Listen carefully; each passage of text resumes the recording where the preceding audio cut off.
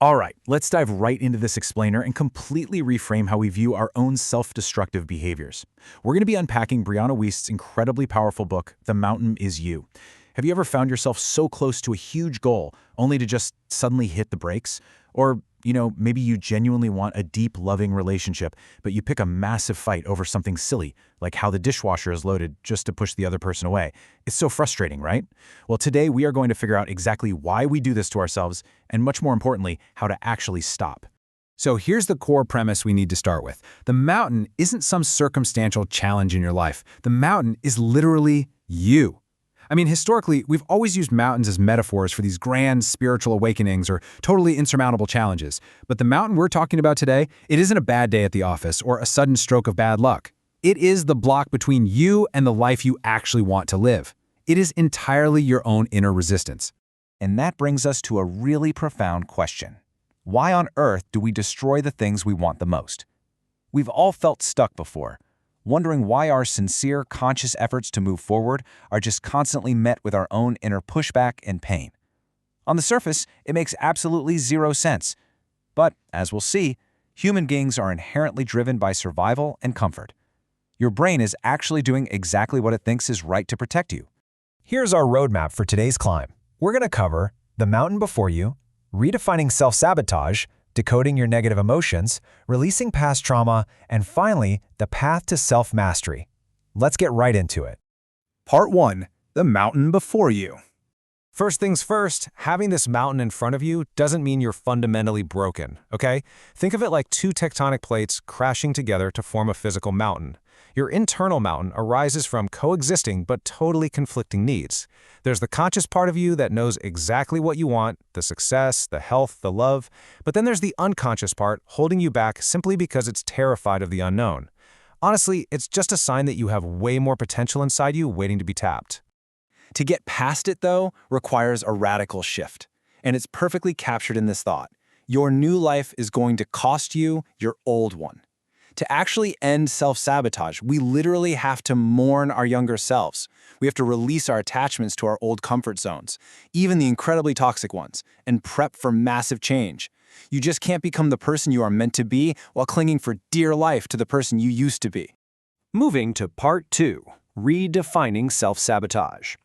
Okay, we need to completely flip the script on how we understand this. Again, you aren't broken. Your self-sabotage is literally just your mind intelligently, if maybe a bit misguidedly, trying to play bodyguard. It's an unconscious coping mechanism. Maybe you constantly procrastinate on launching that business because your subconscious is absolutely terrified of the scrutiny that comes with being successful. Or, maybe you stay up doom scrolling at 2 a.m. instead of getting sleep because your brain is desperately seeking a false sense of control in a chaotic world. You aren't lazy. Your brain is just trying to shield you from what it perceives as danger. Listen to this wild story about the famous psychologist Carl Jung, which perfectly shows how our brains create these unconscious negative associations. When he was a kid, he fell and hit his head at school. He actually thought to himself, maybe I won't have to go back to school now, because he didn't fit in and was miserable there. Well, shortly after that, he developed a literal fainting neuroses. His subconscious brilliantly created a physical symptom just to save him from an environment he dreaded. That is self-sabotage in action, a substitute for legitimate suffering. We are constantly battling these two forces. We want success, but we shrink from scrutiny. We desperately want deep love, but we are absolutely terrified of being vulnerable. The psychologist Gay Hendricks actually calls this our upper limit. Think of it like a thermostat for your happiness. The exact moment our lives exceed the amount of joy or success that feels familiar, we unconsciously kick in the AC and pull ourselves back down to room temperature. We literally sabotage our own joy simply because we aren't used to it. Which brings us to Part 3, decoding your negative emotions. So let's reframe negative emotions and turn them into positive tools. Your emotions aren't just things attacking you, they're messengers. Take anger. It's not inherently bad. It's a boundary setter. It mobilizes you to change unjust situations. Sadness. It's not a weakness at all. It's the normal, healthy process your brain uses to move through a loss. And jealousy. This is a big one. It usually presents as judgment, but it's actually a compass. It points directly at what you secretly desire but won't allow yourself to pursue.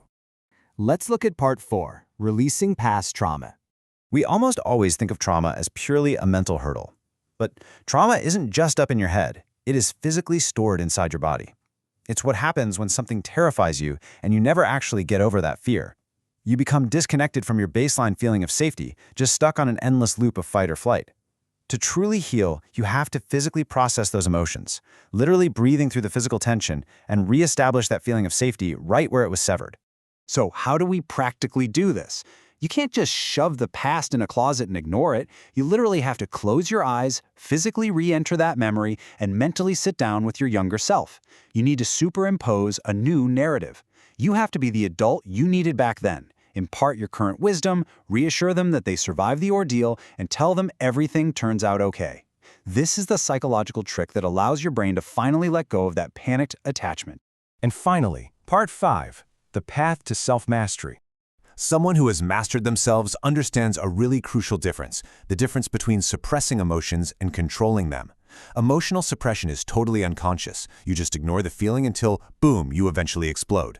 Emotional control, though, that is conscious. It means you fully acknowledge, wow, I am furious right now. You let the feeling pass through you, but you consciously choose how you are going to respond. Remember, emotions are temporary, but your behaviors, those are permanent. To keep that mastery going, you need principles. A genuinely good life is built from the inside out, using clear principles, rather than just constantly playing defense against whatever the world throws at you. Unlike a subjective opinion, a principle is an objective truth based on cause and effect. Think of things like prioritizing financial freedom by aggressively paying off debt, or honoring your relationships by actually setting clear boundaries. Principles shift you out of that exhausting short-term survival mode and into long-term thriving. When you finally get to the summit and look back down, the ultimate realization hits you. The mountain was never the problem. It was the catalyst. All those years of discomfort and feeling stuck weren't some kind of cosmic punishment. They were just your inner self screaming at you that you are capable of so much more, that you deserve better, and that you are meant to transform. The pain was literally just a signal to wake you up. So, as we wrap up this explainer, I want to leave you with this final thought. One day, the mountain that feels so huge and impossible in front of you right now will be so far behind you, it'll barely be a speck in the distance.